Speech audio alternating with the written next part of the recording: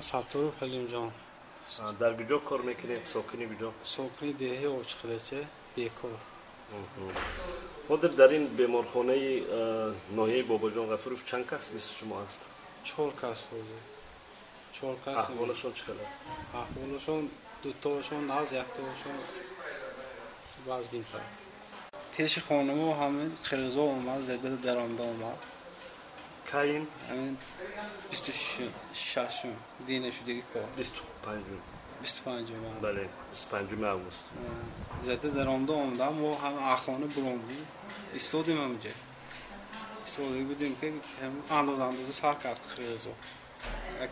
انداخت سونه اینجا ها انداخت. نمیدونم چیزی شد گرینات برون بام بکرد. 4 کس 5 کس ایستاده بودیم. غلطیدیم. نمیدونم. این قرقیز ها گفتید شما شناختید اونا چیکار بودن؟ سر لباس نظامی داشتن؟ از کجا فهمیدید که قرقیز ها؟ همش وینی بود و اول اومده جنجال کرد. جنجال کرده پاگرینچی کوی موی زده درآمدن اومدنگی. زیاد بودن؟ چند نفر تخمینا؟ تخمینا 100 زیاد.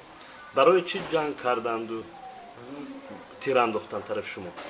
برای زمین پلاتینا هست، همین میگیریم ما اینجا ما گفته. جایی که پول ساختنی هستن یا انا همینجا. ما اونجا 35 سال بود زندگی میکنیم، 12 خارجگی. دیگه اون خیلی خرزا اومده خیز. همش تاجیکستان حکومت و همش تاجیکستان. همین خور 3 سال باز اکنون شده است. گردن شما که دوکاپیچ هست این چی شد؟ همین چیزی غرام گرینات غرام ابولو نارنجک بله. همین اومده کشیدو. همینجا 4 کس 5 کس بودیم و غلطیدیم.